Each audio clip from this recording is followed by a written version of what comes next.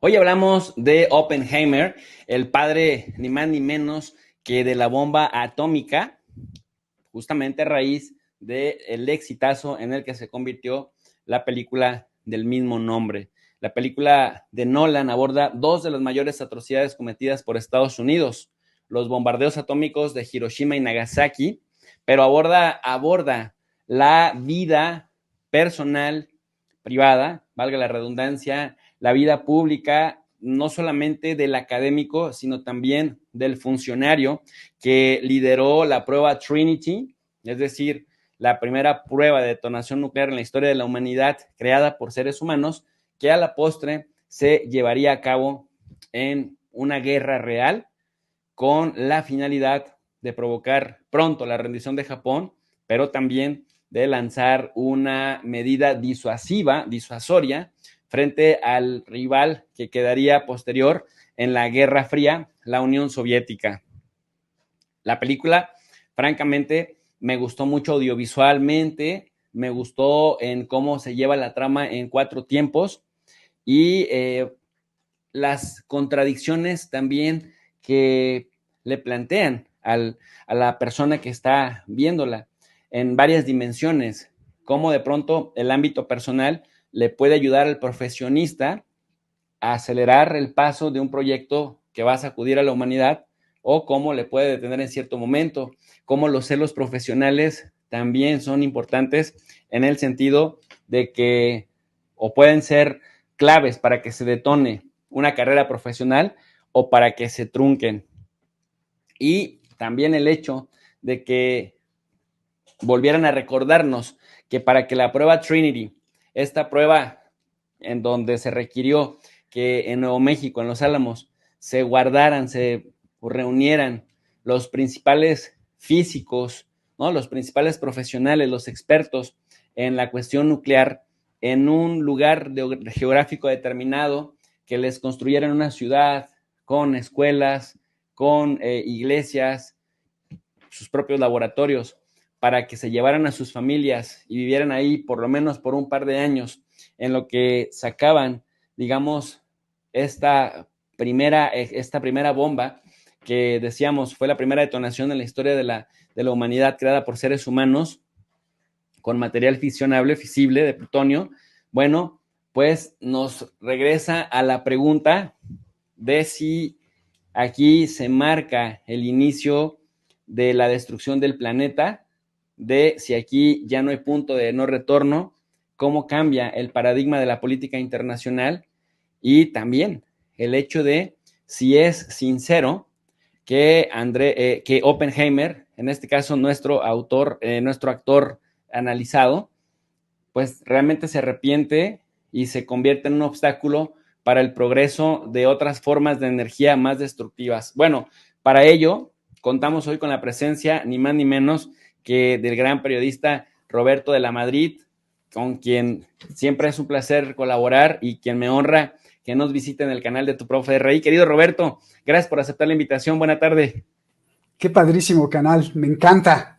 Soy también tu fan, somos tus fans, los equipos de detrás de la razón que han sido pues desde Irán, así que te seguimos con todo y además toda la gente que te sigue. Impresionante. Felicidades, Jesús, Bueno, doctorazo. pues tú ya sabes que eres la fuente de inspiración de este canal, así que gracias, padrino, por estar aquí arropándonos y acompañándonos. Siempre lo voy a recordar cada vez que nos veamos, que y luego se me quedan viendo allá en Irán y dice, pero por qué le das promoción, no? Y entonces dice, pero ¿ustedes le pagan o qué? Pues No, mira, no, no, aquí no. estamos. Con mucha humildad, como siempre, Jesús, a tus órdenes. Oye, Roberto, bueno, la película, vi que la analizaste también en tu canal, vi que eh, pues es un fenómeno, es un objeto de estudio en sí mismo, tanto la trama del profesional como la narración también del ser humano, que finalmente, bajo ciertas circunstancias, en determinados contextos históricos, termina por construir lo que podría depredar al planeta como lo conocemos. Uh -huh. ¿Cuáles son tus primeras impresiones de la película? Trata de blanquear la imagen de Oppenheimer o sí presenta autocrítica? Pues mira, te voy a decir algo que te va a sorprender. A mí no me gustó. Pero bueno, eso lo desarrollaremos más adelante. Las primeras pinceladas, porque hay que dividir, ¿no? Si hablamos de la película como críticos de cine, si hablamos de la película como público y si hablamos de la película como gente que le gusta entretenerse y si hablamos de la película como pues investigadores o analíticos en lo que nos importa más, que es la realidad y el mundo y sus pueblos. Entonces, por ahí nos vamos a ir ubicando para poder saltar al análisis. En los primeros momentos, en las primeras pinceladas, pues yo te diría, mira, creo que es una excelente producción. De hecho, me gusta, no soy fan, pero sí me gusta y admiro muchísimo a Christopher Nolan, el director. Creo que la producción es excelente. Creo que la actuación de todos es excelente también. Me parece pues que lo retratan perfectamente el personaje. Entonces, bueno, pues con eso estoy agradecido en el sentido de que fui a ver pues algo bueno, ¿no? Ahora, si nos metemos un poco a discernir qué pasó en la película, creo que deja muy ambiguo el mensaje de si lo quiere redimir, reconciliar, si lo quiere enaltecer o lo quiere hundir más, porque finalmente, pues, ya todos sabíamos que Oppenheimer pues, era un científico que se enfrentó a la realidad cuando vio a Hiroshima y Nagasaki pues todo destruido. Entonces, pues creo que no me parece, ¿no? No me parece que se retome de esa forma y digan que pues o traten de redimirlo, de reconciliarlo y decir, pues pobrecito, tenía las manos manchadas de sangre, pero al final su misma forma de sentir que era culpable, entonces al hacerse víctima o mártir, ya con eso puede pedir perdón a la humanidad. Me parece que eso lo retrata muy bien Nolan, pero que deja ambiguo si este señor en realidad era un gran héroe o era un gran maldito, egoísta, ególatra, y que por sus pistolas, que pudo frenarse, pues podía haber visto para otro lado y no inventar la bomba atómica. A quien reivindica es a Einstein. Reivindica a Einstein porque si bien cuando estudiamos un poquito de historia de la ciencia, los humanistas incluso también ven con malos ojos a Einstein porque finalmente, aunque no se metió de lleno al proyecto Manhattan, las ecuaciones y los conocimientos ayudaron a tener pues la aceleración suficiente o entender la aceleración de los electrones para poder hacer la bomba atómica, y Einstein, por supuesto, que también ayudó. Sin embargo, en la película sale como un Einstein muy modesto, muy humilde, que se hace para atrás, que no se mete con las ecuaciones, que incluso le da el consejo a Oppenheimer. Entonces, es como una especie de reivindicación a Einstein y un reflejo de que Oppenheimer estaba tan loco que no sabía bien, hizo mal y luego se arrepiente. Y pues bueno, si ese es el mensaje, pues está perfecto, porque para mí Oppenheimer pues era un desquiciado que, si bien era muy inteligente a nivel científico, a nivel humano, pues él mismo lo dijo, ¿no? En el personaje de la película, que finalmente somos egoístas. Es que yo no puedo entender que tú como padre tengas un hijo y vayas y lo votes, ¿no? O sea, al hijo se le respeta porque es parte de la creación, ¿no? Entonces, estamos hablando de la película dentro de la película.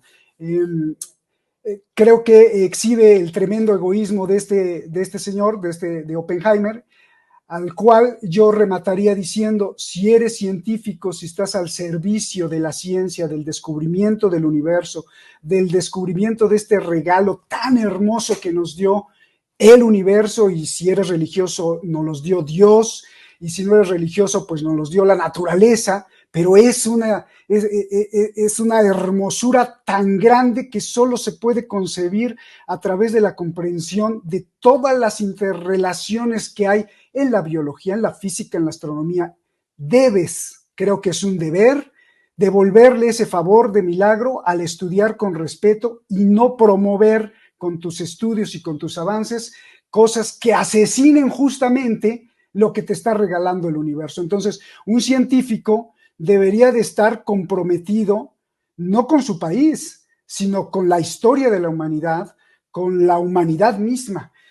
Cuando escuchamos a Oppenheimer decir es que no soy traidor, no, sí, señor, eres un traidor, porque si bien no traicionaste a Estados Unidos, traicionaste a la humanidad, traicionaste a la vida, traicionaste a Dios, traicionaste a la evolución, traicionaste. Entonces,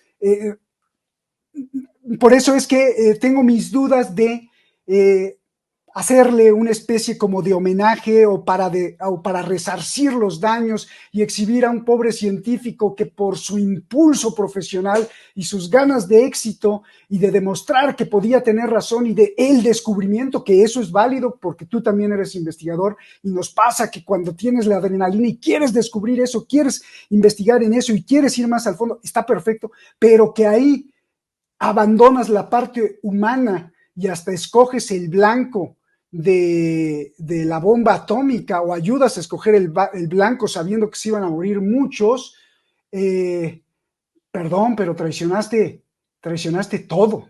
Entonces, me parece todavía, y me quedan mis dudas de hablar de un sujeto así, vale, y además no lo deja claro en la película que es así como lo estoy describiendo yo, sino que queda la ambivalencia de, bueno, pues pobre cuate, ¿no? Después se dio cuenta de lo que hizo, no, lo pudo haber parado siempre, ¿no? Siempre lo pudo haber parado.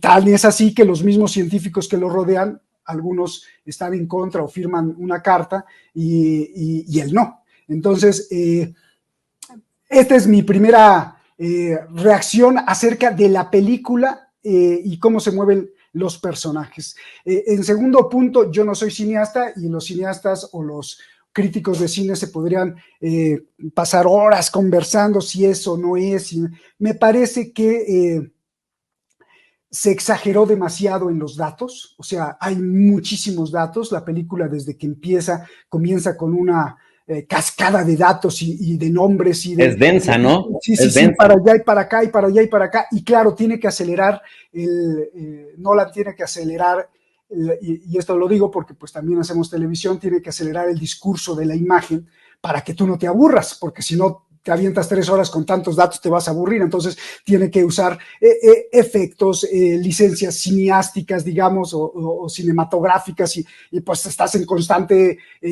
tensión o en constante expectativa, pero es demasiados datos que al final, si tú le preguntas a alguien, oye, a ver, ¿quién era Teller? ¿Quién era el otro? ¿Quién era el otro?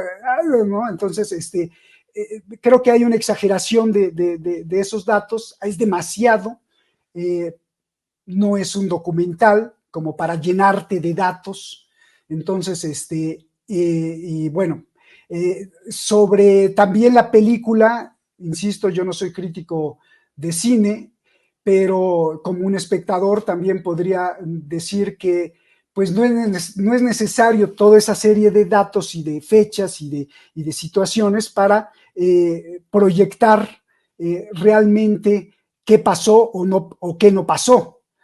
Y 3, no asumir la historia como documental, porque si bien no es un documental, debe dejar claro que es ficción. Bueno, todos lo tenemos claro al ir al cine que es una ficción y que es una película, pero entonces si es una película y eso es ficción, si en la vida real los propios historiadores, los propios investigadores del FBI, no les quedó claro al final, esto no estoy hablando de la película, estoy hablando de la vida real, no les quedó claro al final si Oppenheimer era tan inteligente que engañó a todos y efectivamente sí le pasó los secretos a los rusos, ¿no? Entonces, contarlo en una película, pues está todavía aún peor si en la realidad no sabemos perfectamente qué es lo que pasó o cuáles eran las intenciones verdaderas de Oppenheimer, pues en una película, pues mucho menos. Eso hay que tenerlo muy claro, se lo digo para los espectadores, para que no pues nos vayamos con esta narrativa que se nos pone aquí, ¿no? Y bueno, pues esas son mis primeras pinceladas y hay muchas más que te van a gustar. No, fantástico, fantástico, concuerdo en algunas de ellas. A mí la película me engatusó, me encantó la música, me encantó el acompañamiento audiovisual. A mí me encantó también el que pueden presentar, creo que le dan un rasgo más humanista, digamos, al ver las contradicciones que se tienen, que por muy inteligente que es algo, porque ves que luego en la época dorada del cine, siempre al héroe de la película no caga, no mea, nunca se equivoca, siempre está 3 pasos adelante del resto de los mortales que lo acompañan en la trama. En cambio acá me gustó esta película en el sentido de que te permiten ver que el conocimiento se hace colectivamente. Claro. Y que hasta el héroe tiene sus limitantes y que dice, no, esta fórmula yo no la puedo resolver, que la resuelva fulanito, porque allá en Dinamarca están más avanzados en el estudio de esto, en Alemania, en el sur de Alemania están más adelantados en esto, el científico fulano que los nazis traen está más adelantado en esto, pero es muy limitado en esto otro. Es decir, me gusta mucho, me recordó mucho, pues ahora sí que pláticas en nuestros cuerpos académicos de cómo se hace la ciencia, cómo nos estamos peleando, pero también la crítica a la academia, que te dicen, a pesar de que la dialéctica y la contradicción son una regla sine qua non de la construcción de la ciencia, critica a un científico y te va a odiar toda su vida, ¿no? A pesar de que el científico vive todo el tiempo de que le estén criticando su trabajo para mejorarlo, dice, criticas al científico y te odiará toda su vida. Y luego viene todo este resentimiento de alguien a quien el personaje principal, Oppenheimer,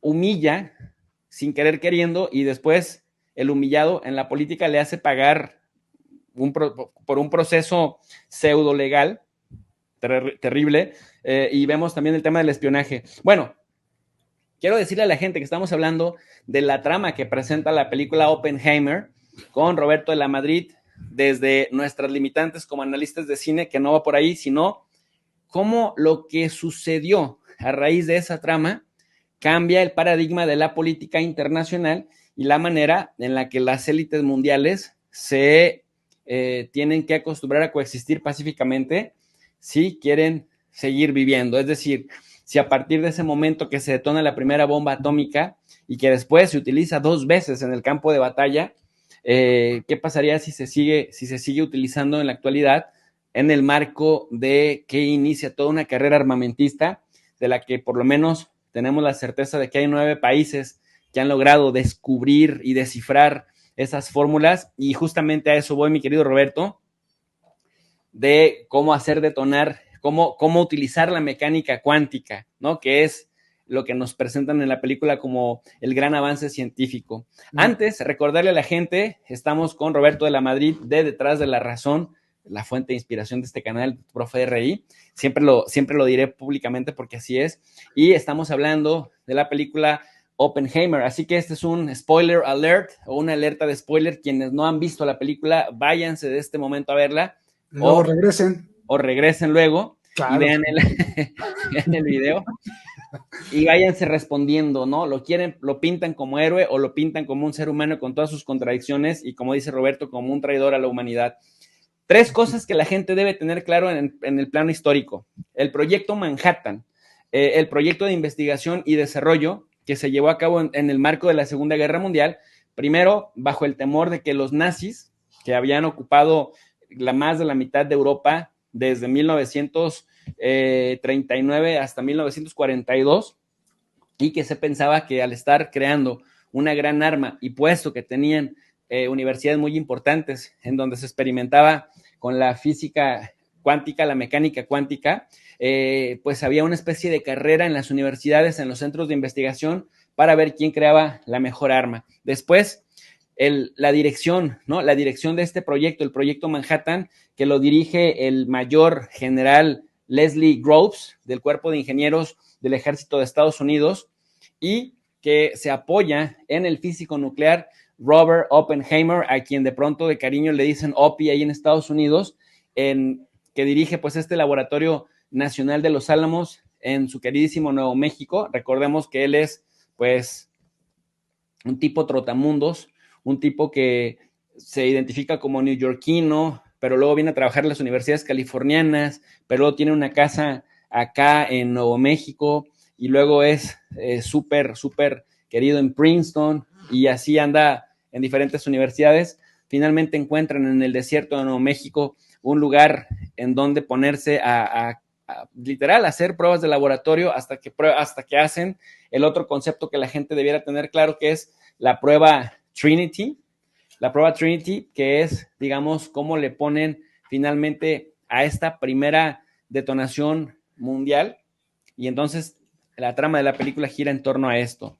Y Roberto, si partimos de las tres imágenes que dice el teórico Kenneth Walsh de las relaciones internacionales, que se hablan de tres imágenes, ¿no? De la imagen individual, de la imagen estatal y luego de la imagen de la estructura. Si nos centramos en la primera de las imágenes, es decir, en el individuo, este individuo que dice, tengo una motivación adicional, y de ahí digamos que lo quieren blanquear, porque mi motivación es, como judío, pelear contra los nazis y aprovechar de que los nazis meten ese elemento, le dicen a la mecánica cuántica la ciencia de los judíos, porque casi todos los científicos que participan, pues son judíos. Y dice, pues Hitler tendrá ciertas motivaciones para una de dos, o menospreciar esto o desquiciarse. El segundo punto, cómo las mismas conexiones ya en el momento con el comunismo con el que los Estados Unidos van a estar lidiando o van a estar de alguna manera coexistiendo mientras derrotan a los nazis, y que entonces el comunismo no es tan malo mientras es aliado para pelear contra los nazis, pero después que aplastan a los nazis, luego el comunismo se vuelve tan terrible que es utilizado como excusa para que todo aquel que tuviera conexiones con el comunismo o mínimas conexiones, como el caso de Oppenheimer, en algún momento de su vida le sirve a los macartistas. El macartismo, recordarle a la gente que es esta corriente de pensamiento que veía como espía o como enemigo de los Estados Unidos a todo aquel que no condenara tajantemente el comunismo, e incluso aquellos que fueran mínimamente acusados de tener vínculos con el comunismo, pues eran desterrados de la política, de la academia, de todo lo que tuviera que ver con cuestiones gubernamentales, y que lo vemos que lo plasman en la película. Entonces, el tema del avance científico y las conexiones que tenía él para avanzar el proyecto científicamente.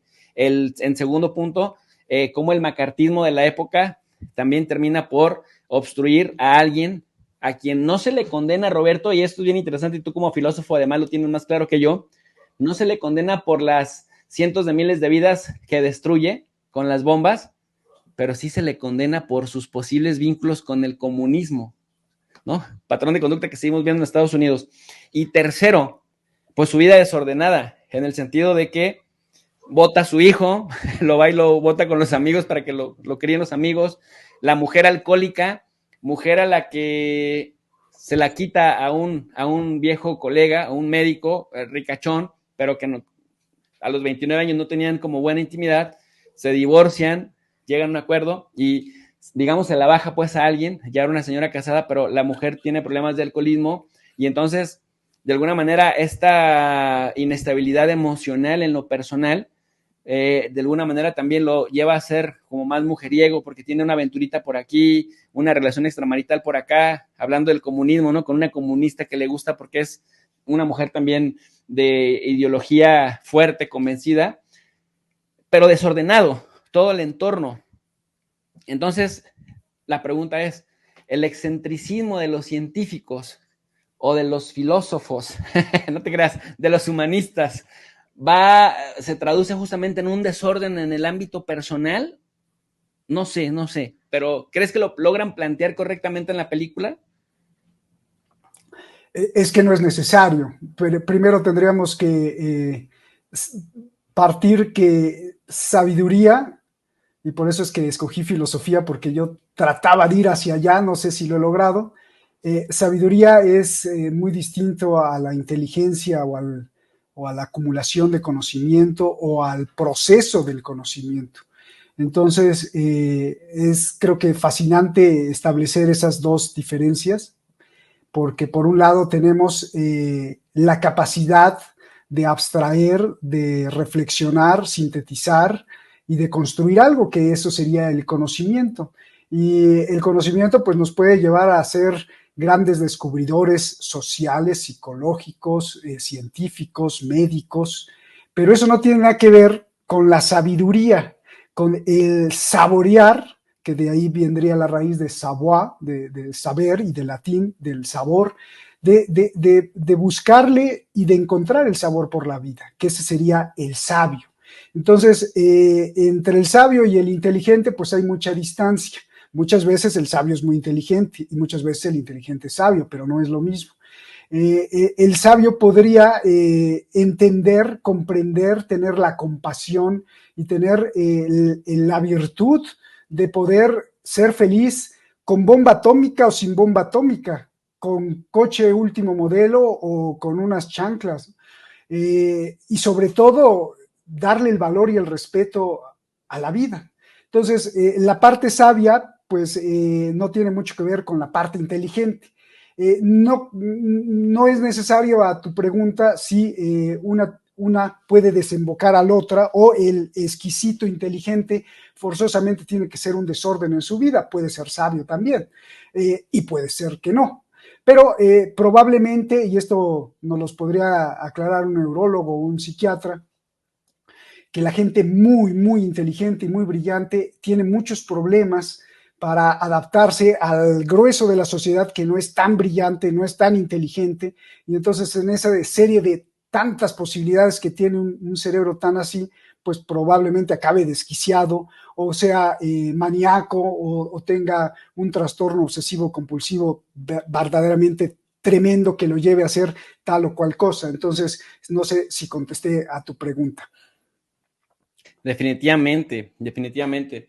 Y la otra, Roberto, el tema del factor del comunismo, hasta dónde nos intentan relatar de manera crítica, tratando de ridiculizar al macartismo, porque se volvió una tendencia obsesiva en Estados Unidos en los años 50 de perseguir a todo aquel que en algún momento hubiera tenido algún, o por lo menos que se tuviera la sospecha de los más neuróticos de que alguien hubiera tenido ciertos vínculos o simpatías con el comunismo, y que con eso bastaba para que la Inquisición macartista llegara y te desterrara de la academia, de los medios de comunicación, de donde fuera, pues acusándote de tus simpatías.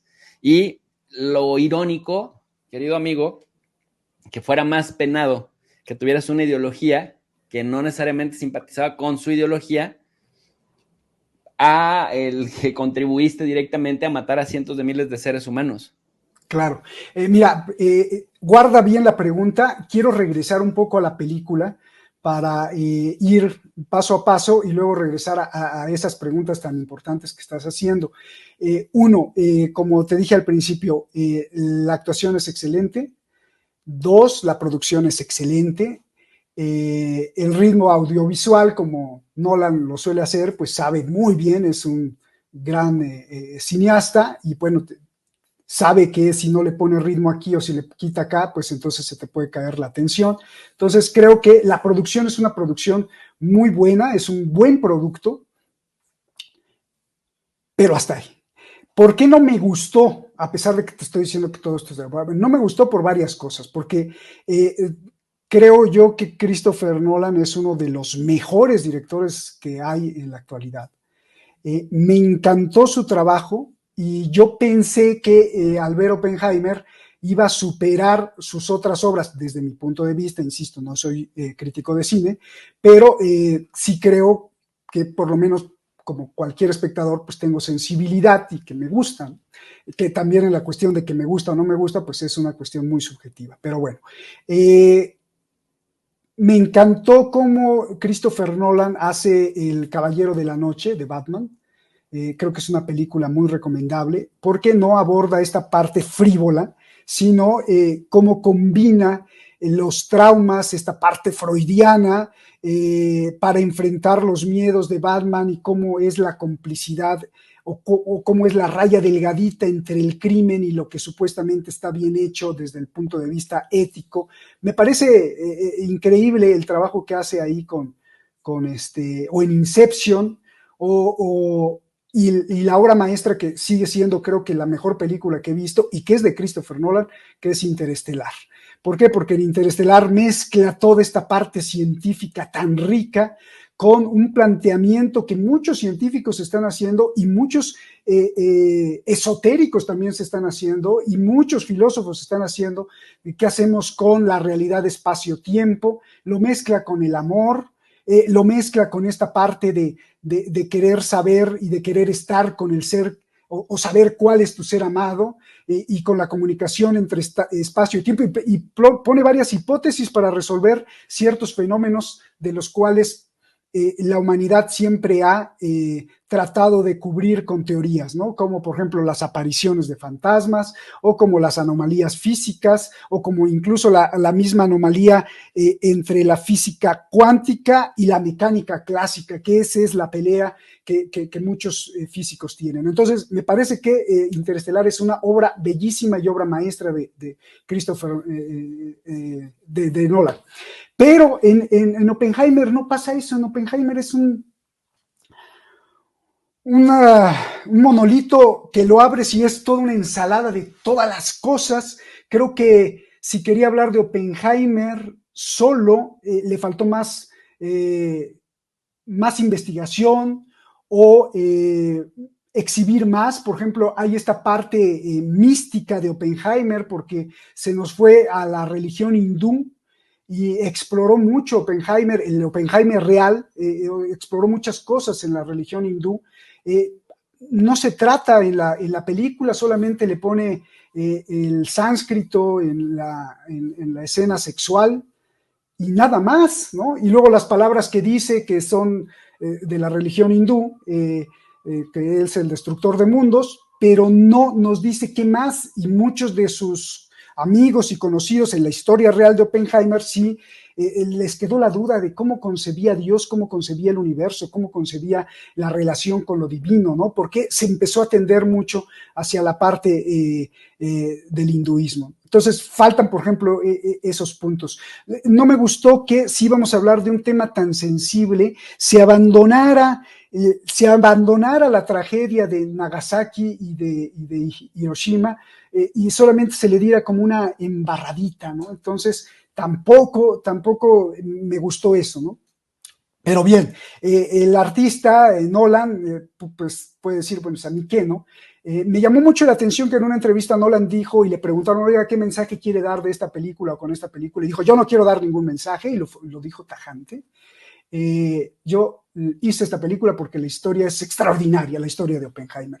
Entonces, regresamos a lo mismo. ¿Sabes qué? Para la historia de Oppenheimer creo que sí faltaron muchas otras cosas, ¿no? Faltaron muchas otras cosas que exhibir, y no solamente plantearlo así y como que lavarse las manos un poco. Ya, bueno, ya espectador, tú decides si este tipo era un brillante genio, arrepentido, o era un maldito hijo de no sé quién, y además era un asesino, y no lo bajas de asesino, pero ya lo decides tú. Yo pues hay como que me lavo un poco las manos y soy un poco ambiguo. Por eso quería regresar a esta parte, porque toca ciertas cosas, ¿no? También se me hace que la película, y aquí ya nos vamos metiendo un poco a lo que sí me importa. No soy crítico de cine, no quiero dar mi análisis de la película como crítico de cine, aunque ya dije algunas cosas, porque no lo soy, pero lo que más me importa de una película es lo que le deja al ser humano que la ve. Independientemente si Christopher Nolan haya querido dar un mensaje o no, independientemente de hecho, ahora me acuerdo, $100 millones como para contar así la vida de Oppenheimer, cuando incluso no sabemos a ciencia cierta si en realidad así se comportó Oppenheimer, o son los relatos de la propia CIA y FBI que no querían que se supieran otras cosas. No lo sabemos. Entonces, $100 millones como para hacer esto, no lo sé, pero bueno. Lo que me preocupa desde mi campo de estudio es qué impacto tiene esta película en la narrativa social del mundo. Y ahí ya entramos en un tema, creo que puede ser para mí fascinante. Primero, hay que fijarse en las licencias vivenciales.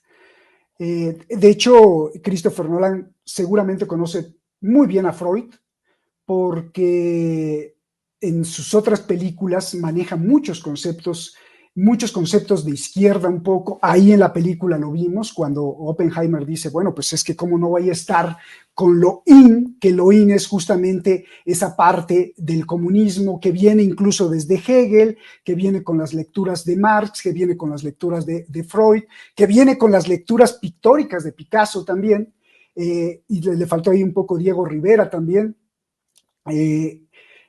Cómo es muy importante la narrativa que se le imprime a la gente. Y ahí pues hay mucho material que analizar. Por ejemplo, es una reivindicación a Einstein, porque Einstein en la película queda como como un humano que no se mete. Es una reivindicación. Y esto tú lo sabes, que en las narrativas psicológicas vía imagen no es necesario que te lo digan, sino solamente es para que tú lo sientas e incluso no seas consciente. No estoy hablando de una cuestión conspiranoica ni nada. Es como decir que Televisa fue imparcial desde que se creó y que no sirvió. No, Televisa sirvió, fue un esclavo Televisa en México y así otras televisoras en el mundo. Fue el portavoz de lo que quería el poder transmitir. Entonces, pues las películas también y Hollywood también. No necesariamente sale un banner o un cartel que diga en la película, oiga, esto es una reivindicación a Einstein. No, pero yo lo veo así y la gente lo sintió así porque Einstein se echó para atrás. Otra reivindicación y otro homenaje a, que no está escrito, pero que lo sientes y lo vives, es que es un homenaje a los judíos. O sea, finalmente los judíos, o sea, la película te está diciendo que quienes son los más capaces en el mundo son los judíos, porque es justamente esa élite científica judía que estaba trabajando en Alemania y que ellos mismos reconocen que Alemania iba, pero muy adelantado a los Estados Unidos, cuando acá ni siquiera se hablaba de física cuántica, y allá pues estaba de moda porque habían hecho ya muchas propuestas teóricas sobre esto, ¿no? Entonces, sí se enaltece esta parte a los judíos sin decírtelo, pero muy sutil, ¿no? Otra de las sutilezas es que Alemania, en su ciencia, en la filosofía incluso, en su ciencia está llena de judíos en esa Alemania, y los judíos pues prácticamente nos dan a conocer muchos de los misterios del universo y mucha de la sabiduría científica. Y en Estados Unidos también los tenemos a las mentes más brillantes, o sea, esto es lo que veo en la película, pero los rusos no. No, los rusos no, porque finalmente la película te da la sensación de que los rusos la consiguieron a través del espionaje. Me parece ahí también un poco de soberbia. Otra de las cuestiones, y aquí viene la cuestión principal, es que, repito, lo que me importa es el golpe que da la película a tu mente. Y seguramente el golpe que da la película a la mayoría de la gente es la palabra destrucción. Es que, bueno, sí, conocí la historia de este Oppenheimer y que gracias a su talento pues construyó la bomba atómica, pero luego se arrepintió. Y entonces lo que siento yo como cualquier ser humano que le gusta ir al cine sin reflexionar o sin profundizar intelectualmente o irse al fondo, sino simplemente pues, para divertir. Alguien me diría, oye Roberto, ya, no te armes de rollos, no te líes, simplemente te gustó, no, ya yo fui a ver, sí, pero no estamos hablando de eso, sino estamos hablando de qué golpe te da en tu mente a la mayoría de los espectadores. Y ese golpe del que yo hablo cognitivo, creo que lo que le deja al espectador es, uff, qué destrucción, y todo por los egoísmos, y todo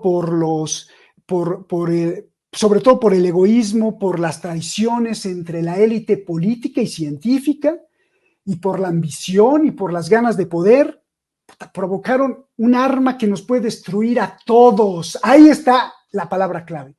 En un arma que nos puede destruir a todos, todos, todos, todos, todos, todos. Creo que ese es un punto muy importante. Y se me hace muy curioso,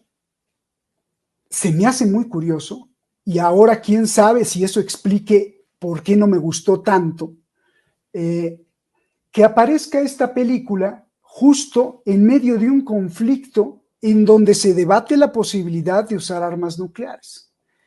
Que aparece esta película justo en momentos donde hay una tensión tremenda entre los guerreristas de Moscú y los supersádicos de Washington y los ultras neocones de Washington, y se me hace muy sospechoso, Jesús, demasiado sospechoso, más cuando en nuestros programas, en el tuyo, en el de nosotros, hemos denunciado desde hace mucho, por ejemplo, la Rand Corporation, que tenía planes desde el 2009, luego 2014, luego 2017, luego 2020, planes bien exquisitos y detallados para armar una superguerra contra Rusia en Ucrania.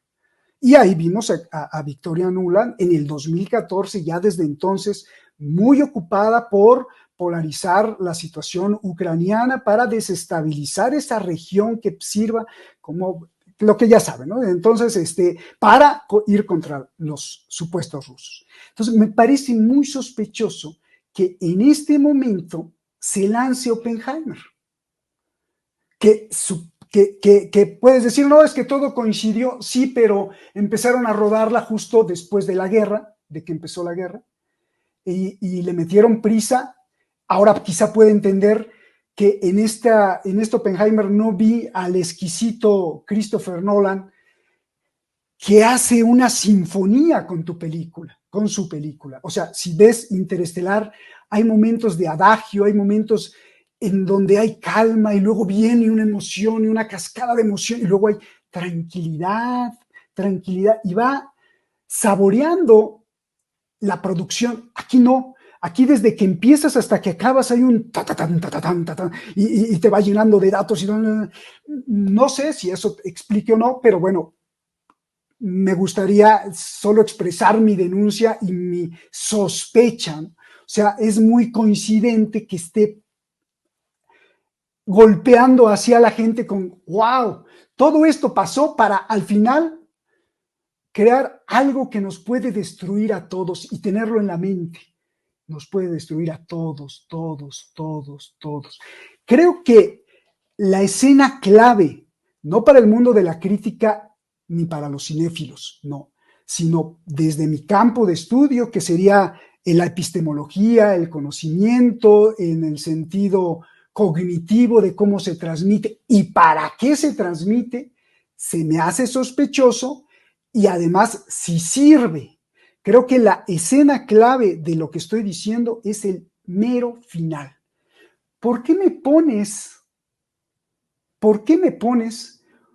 una escena para acabar la película de una tierra llena de bombas atómicas, cuando eso no está en la historia que querías contar de Oppenheimer? O sea, no está en la historia real. Pero si estuviera, pues no, eso no pasó. O sea, ¿por qué me llevas ahí? ¿Por qué acabas la película con el golpe mortal del ocaso de la humanidad? ¿Me quieres asustar? ¿Me quieres dar miedo? ¿Me quieres sentir que estamos cercanos? ¿Me quieres hacer sentir que estamos cercanos a eso? Insisto, es una... no es tan especulativo lo que estoy diciendo, es una suposición, se me hace sospechoso porque sí estoy dando elementos, ¿no? Tenemos la guerra de Ucrania, tenemos la posibilidad de que la inteligencia de Estados Unidos crea, y esto tú lo debes de saber, porque también lo podemos creer nosotros, crea que Rusia, para resolver el caso de toda esta presión que tiene de la OTAN, al final pueda, para resolver el caso y por supervivencia de la propia Rusia, puedan usar armas nucleares, aunque tácticas, pero armas nucleares. Mira, la película cae perfecta para la narrativa, porque constantemente en la película hay un círculo que se repite y te está diciendo, te está repitiendo la tesis sin decírtelo de la destrucción mutua asegurada. Constantemente gira y te dice, es que si la tienen ellos, si la tenemos nosotros, pues así ya va a haber paz para siempre, ¿no? Y otra vez lo vuelve a decir, lo dice Oppenheimer, lo dicen otros, otro muy inteligente por ahí dijo, bueno, pero entonces si entramos en esa carrera va a ser a ver quién la tiene más grande. Entonces, yo no sé hasta qué grado la inteligencia de Estados Unidos domine el cine de Hollywood, pero lo que sí sé es que a través de la historia de Hollywood hay muchas películas que te dan una narrativa para exhibirte la grandeza de Estados Unidos y después justificar los hechos que van a hacer o que ya hicieron, para que en el posible futuro, si los vuelven a repetir, pues no haya problema. Si Rusia utiliza una arma nuclear, es el toma y daca, y la película Oppenheimer te lo está diciendo.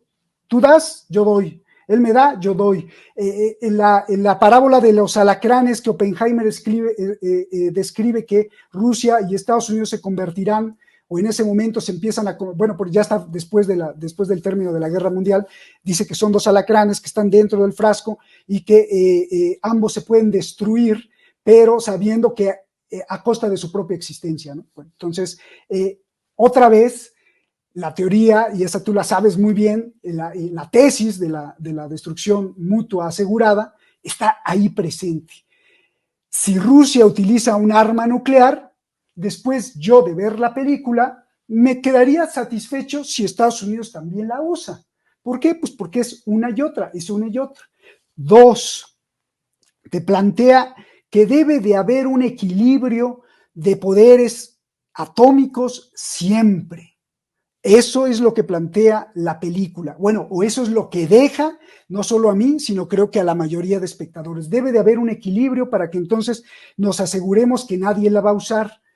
Si le damos todo el crédito a los rusos de su avance científico militar, entonces Rusia ha desequilibrado ese equilibrio porque tiene una serie de misiles hipersónicos que no se pueden detener, incluso reconocidos por expertos estadounidenses, y no hay defensa que pueda detener a estos misiles rusos. Entonces, esta película también nos justificaría narrativamente para el público que Estados Unidos también tendría que presentar ya urgentemente un arma que equilibre otra vez la relación de poder atómico nuclear militar con Rusia, porque Rusia tiene pues ya por lo menos 3 misiles que son imposibles, indestructibles, como los llamó Putin.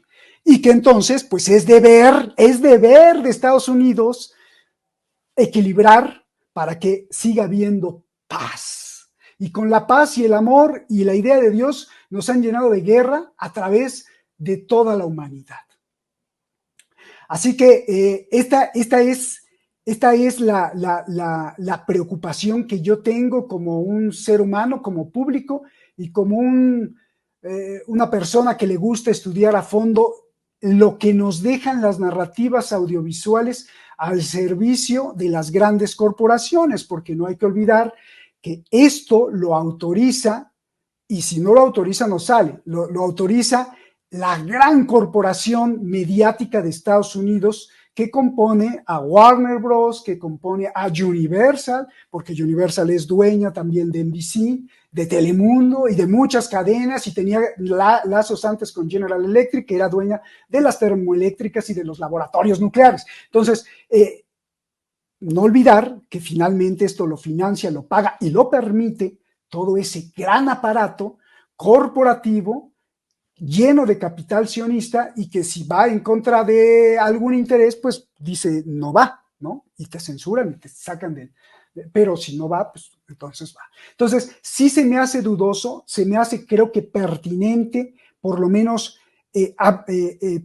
poner ahí, dejar en la mesa, Jesús, dejar en la mesa del profe DRI la hipótesis de que esto sí está sirviendo o va a servir para crear una narrativa tanto de susto como de justificación, tanto de miedo como de comprensión del público que la ve, de los actos que puedan tomar las potencias nucleares a futuro, de estar con la destrucción mutua asegurada, de si te lanzan una bomba, pues entonces yo también te puedo lanzar una bomba, porque entonces hay que equilibrar.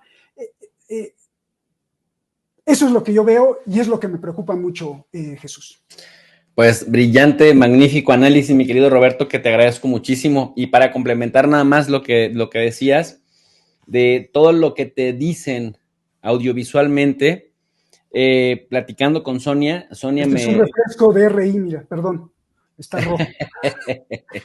Perdón, Sonia, un abrazo, un saludo. Platicando con Sonia, perdón, te interrumpí. Sí, Sonia me compartía el que quizás para las mentes brillantes y estudiadas, la película no llene al 100%, digamos, el cómo se crea el conocimiento, el cómo se crea la ciencia, cómo se desarrolla, el cómo se mejora, pero era buena para quienes no saben nada de la historia, para quienes no sabían quién fue el creador de la bomba atómica, quién es la mente brillante, la mente maestra, para quienes no conocían a Harry Truman, el genocida que autoriza y que además se jacta de ser quien autorizó el uso de las bombas en Japón. También es buena para quienes nunca se han preguntado que la muerte a todos, y digo buena en el sentido de comunicar. ¿A qué élite le interesa comunicar qué? A las masas, más allá de ciertos grupos particulares de sociólogos, de internacionalistas, de politólogos, de historiadores o de filósofos, sino con el foco en las masas. El cine finalmente, me platicaba Sonia, es el entretenimiento más barato para las masas, ¿no? Pensando pues en que el teatro es muchísimo más caro y además en un palco lejano. El cine te llega incluso a tener ofertas de 2x1, en donde si vas a la matiné incluso puedes pagar irrisorios, no sé, $3, $4. También hablar para propagar información de quienes no ven ciertos programas, la élite goza del privilegio de la masividad de la programación. Y entonces ahí sí, los despistados pueden llegar a sentir pena, pueden llegar a sentir amor, incluso por el protagonista, cuando viene esta escena en la que se supone que está él todo en shock porque ya le avisaron que finalmente se había utilizado y que va a que lo reciban con las odas, ¿no?, de alegría, y él empieza a ver a la gente cómo se descarna, cómo se le arranca la piel cuando reproduce la temperatura de la superficie del sol en la Tierra, y que solamente puede decir cosas así como en un trance lejano, o cuando llegas a sentir cierta pena cuando ves que injustamente lo tienen en un juicio por envidia para humillarlo, así, sin reflectores, sin una capacidad legal para defenderse, y terminan despidiéndolo injustamente porque le hacen un complot. Por cierto, un funcionario judío que fue humillado por él por oponerse posteriormente a la exportación de isótopos y cosas por el estilo. Y bueno, te ponen a un personaje que se opone férreamente porque como ya cometió un error, pues ya no quiere cometer otro. Y ahí te quiero preguntar algo, Roberto.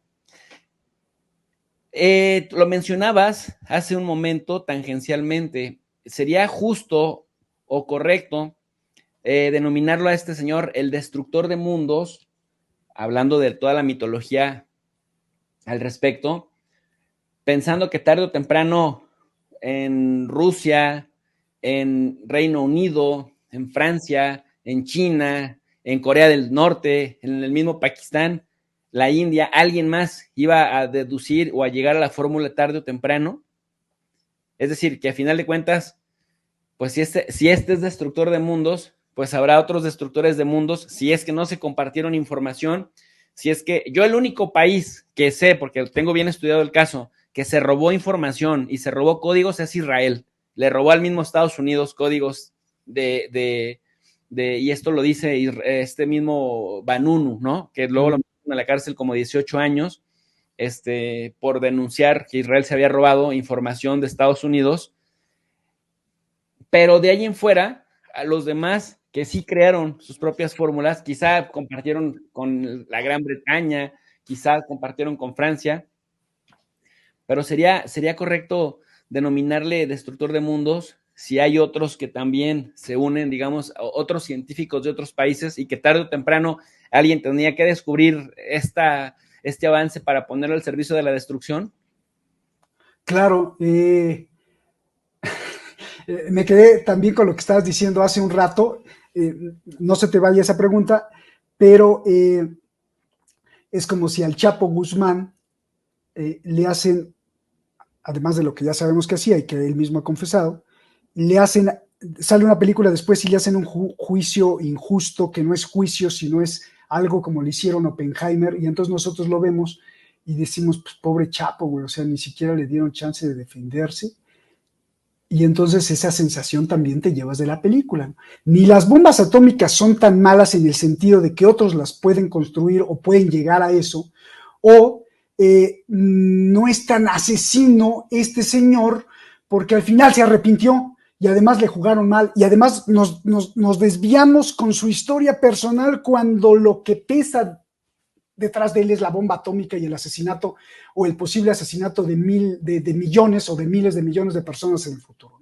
Entonces, sí, no hay que perderlo de vista porque sí, me parece como que, por lo menos, aunque diga Christopher Nolan que no dio ningún mensaje, pero ni un tantito enaltecería yo a este sujeto por estar en contra o por haber llevado un descubrimiento que podría que está en contra de la vida, de cualquier tipo de vida, de las plantas, de los animales y del ser humano. Entonces, Sí, de la ahora, destrucción. sí, y ahora, y ahora me viene otra escena a la mente. ¿Y qué hijo de cabezón? PUTA. Sí, porque sabiendo que había incluso una posibilidad, porque fue corriendo a consultarle a Einstein y a otros, de que la reacción en cadena no se parara y diría, putz, incendiamos toda la atmósfera y con una sola bomba acabamos. Aún así se arriesgó. O sea, se necesita estar un poco loco o bien loco como para no importarte a la humanidad, ¿no? Entonces, bueno, y luego presentarlo como pobre que sufrió, que después ya que se arrepintió, el hecho de que te hayas arrepentido no te quita para nada tu calidad de asesino masivo, o sea, no. Ahora, lo de destructor de los mundos, no, pues además él fue el famoso, ¿no? Pero eso no quiere decir que él es el padre de la bomba atómica. Ya había muchos padres de la bomba atómica. O sea, sin los otros no hubiera sido posible, sin él tampoco hubiera sido posible, pero había mucha gente que precedía, digo, que antecedía a la conclusión de todos para crear la bomba atómica.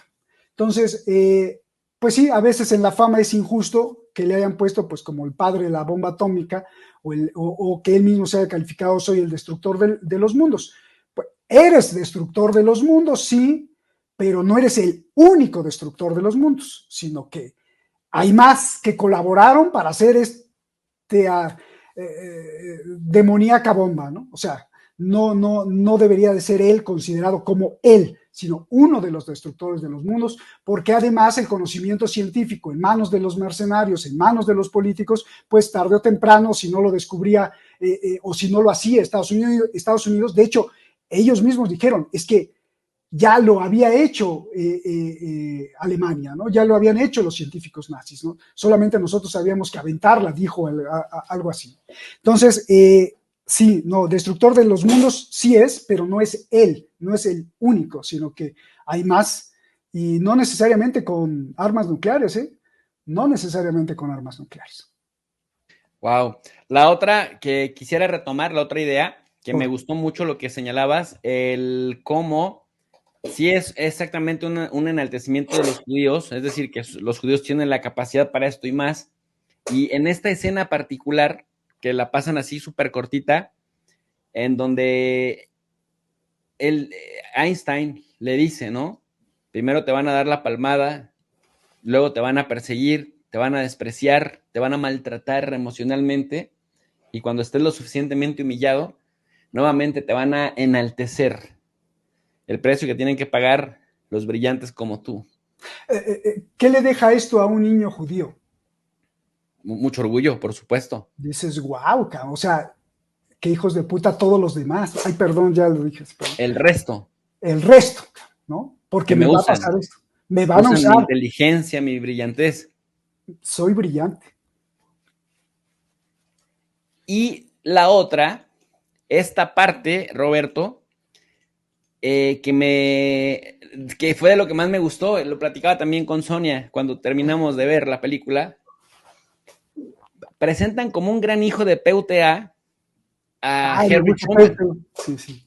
que sí lo human, que sí lo es, ¿no? Uh-huh. O sea, pero lo caricaturizan, le digo a Sonia, al menos no sé si fue una especie de autocrítica o si el individuo Harry Truman así era en la vida real, pero te presentan ahí un monstruo, un genocida que además está orgulloso de serlo, que dice, bueno, usted tranquilo, relájese, yo soy el responsable al que van a asociar con la orden de haber autorizado las bombas en Hiroshima y Nagasaki, pero Y además, orgulloso. muy orgulloso, ¿no? Porque además era para salvar vidas, ¿eh? No piense que era para matar a otros, era para salvar vidas, porque si no nos íbamos a meter a una guerra larguísima contra Japón, y esos por su cultura, por el honor que tienen, no se hubieran rendido, y tardaríamos años para derrotarlos, así que había que cortar esto de tajo para evitar 100,000 muertes más. Y entonces le digo a Sonia, no sé hasta dónde se lo hayan presentado como una autocrítica a los gringos, porque es asqueroso, ¿no? Esa escena con Truman, y luego todavía para cerrar la puerta, no quiero volver a ver a ese maricón. O sea, y dices, si este es Truman y lo están presentando con orgullo, bueno, pues, ¿de qué demonios están orgullosos? Si esta es una autocrítica, pues qué chévere que pongan al tipo así, porque eso nos habla mucho de las atrocidades que se cometieron y que se siguen cometiendo en guerras posteriores a la Segunda Guerra Mundial. ¿Cuál es tu opinión de esta parte, de esta aparición de Truman? Me parece también sospechoso y va ligado a la impresión que yo tengo. Estoy viendo un giro en el cine mundial y también analizamos la otra vez la película Barbie, en donde se están metiendo ideas de izquierda bastante fuertes, en donde hay una autocrítica al capitalismo, desde el capitalismo, en donde hay una autocrítica muy fuerte al imperialismo y capitalismo depredador, al neoliberalismo, donde hay una crítica tremenda a la forma de operar en las relaciones internacionales de Estados Unidos, desde Estados Unidos. Entonces también me parece un poco sospechoso porque, bueno, ya se dieron cuenta, siempre lo tenían presente, pero ya se dieron cuenta que con la película 4 de julio, de hace 20 años, pues no, ya no se puede engañar a la gente. Entonces, bueno, pues ahora le están dando esta parte de autocrítica para seguir vendiendo. Sí, y efectivamente, pues sí, está la autocrítica ahí y ya está, ¿no? En ningún momento te dicen que qué maldito es un judío, por ejemplo, ¿no? Y a lo mejor vamos a ver en el futuro, pero muy, muy, muy controlado. Insisto, es creo que parte de este cambio y este giro que está teniendo incluso toda la política. El Vaticano, cuando crea hace un año y medio el capitalismo incluyente y se asocia con las principales o las 100 más poderosas corporaciones del mundo junto con el Foro Económico de Davos, pues es también parte de eso mismo, ¿no? Vamos a cambiar, o sea, vamos a seguir siendo capitalistas, vamos a seguir con este proceso de saqueo y destrucción, pero de otra forma, Entonces creo que por ahí puede ser esa autocrítica que indiscutiblemente debería de haber existido desde hace mucho tiempo, ¿no? Que indiscutiblemente es real. Si no fue Truman así, pues entonces otro presidente sí ha sido así, pero por lo menos George Bush hijo, por supuesto que fue así, ¿no? Y con sus decisiones. Y finalmente, lo sabemos, ellos son las caras públicas, los presidentes de Estados Unidos, las caras públicas del mundo poderoso de las sombras, ¿no? Y bueno, pues, si son así o no son así, pues tampoco importa demasiado, ¿no? Sino las decisiones se toman mucho más, quizá mucho más arriba o allá en donde se manejan los dineros del mundo. Entonces, creo que me parece que es parte de este giro que estamos viendo en el cine, en algunos medios de comunicación, en algunas narrativas, en algunos discursos, tanto también de la Unión Europea como de Estados Unidos. Había tintes ahí que digo, ay, mira, se están autocriticando, qué brillantes. No, yo creo que va también por ahí, por el hecho de tratar de convencer a una audiencia cada vez más inteligente por tanta interrelación que hay de información falsa y verdadera, ¿no? Pero información que fluye a través de las venas de Internet y que tiene mucha gente acceso, que antes no. Entonces, quizá por ahí vaya, Jesús. Finalmente, querido Roberto, para alabar más la imagen de este señor que lo pone en buena parte de la película afligido, pues dice, se opone a la bomba de hidrógeno, que puede ser muchísimo más destructiva, y ponen ahí a alguien con acento como de ruso, canadiense, que sí existió en la vida real, con acento fuerte, que decía, por favor, ayúdeme a impulsar los estudios para la bomba de hidrógeno, y que le renuncien el acto porque pues no, que es, dicen, bueno, es que finalmente al estar consciente de que su bomba atómica fue muy destructiva, pues entonces ya no quiere que sigan adelante la carrera armamentista. Y sí te dan a entender, porque en esta plática que tiene Einstein, en la misma película, con él,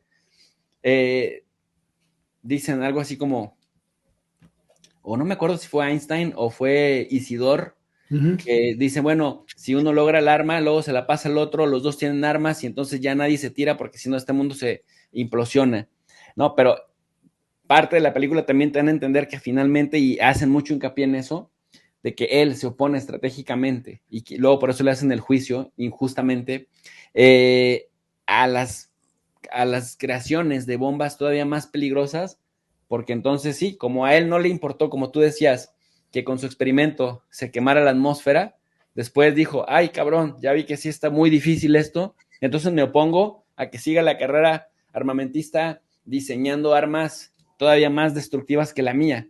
¿No es eso también al final limpiarle un poco la imagen? Porque no, Claro, porque abiertamente nunca se arrepiente, ¿eh? no, nunca se arrepiente, siempre se queda así con sus ojos de esos que dices que me parezco, así, con sus...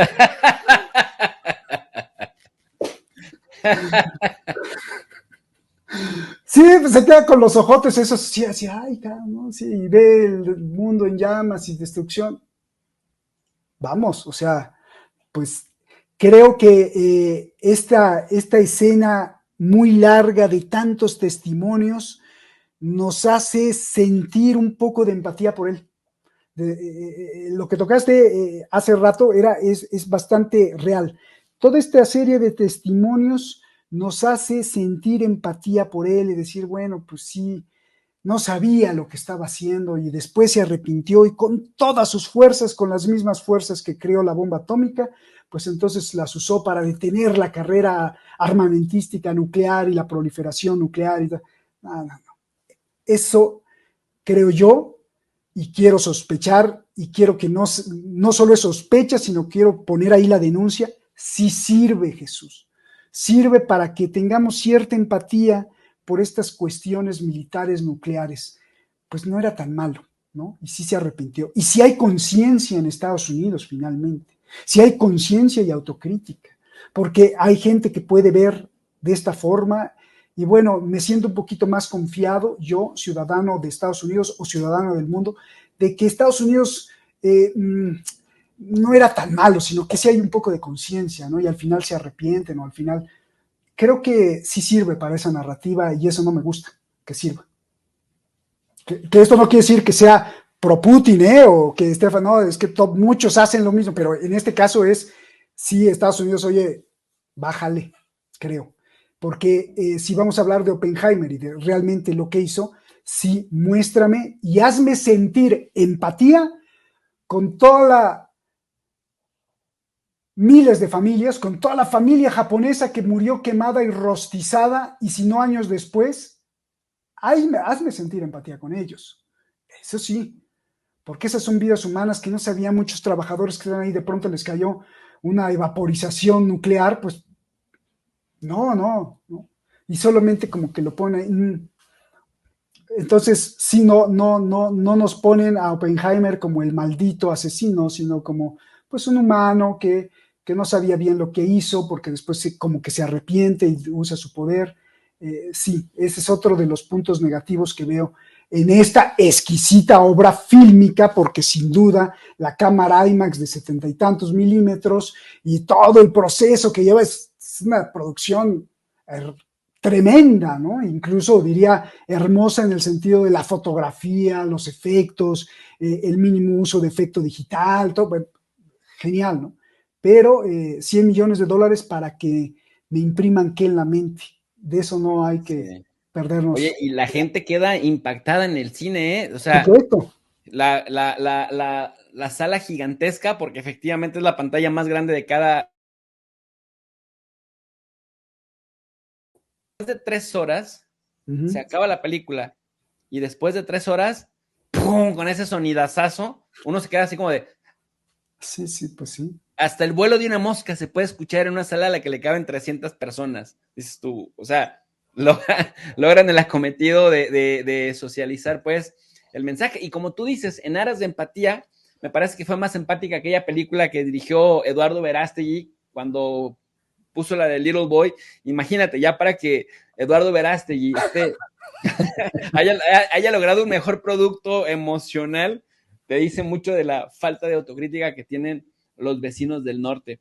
Roberto, yo por mi parte estoy muy contento y satisfecho con esta charla.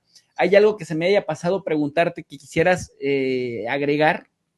No, pues que la vayan a ver, que opinen, que debatan, que vayan, que la gente siempre, que todos nosotros seamos conscientes siempre qué somos, desde dónde la vemos, si es para pasar el rato, si es para palomear, pero aún así, si es para pasar el rato y palomear como sujetos conscientes, debemos de estar conscientes de qué es lo que se nos está vendiendo. Y recuerden que para eso es la propaganda, para eso es la comercialización, para eso es la impresión de imágenes, pues para irte vendiendo una narrativa, ¿no?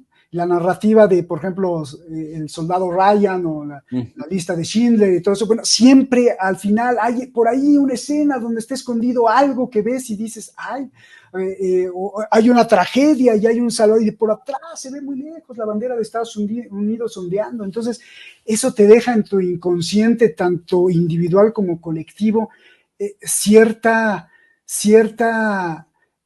attachment, cierto apego a ciertos estereotipos que son luego muy difíciles de destruir porque te los dieron de la manera más dulce y fácil, que es a través de las imágenes. Por eso es que la academia se hace en los libros, no viendo televisión, porque la televisión te diversifica, te divierte, y la diversión no es estar feliz, sino que tu mente la diversifica, la divierte.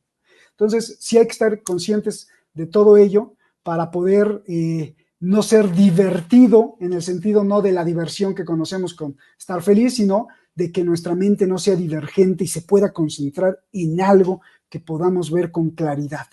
Y aquí, en esta película, sí hubo una divergencia total de sí, y al final el resultado es esto.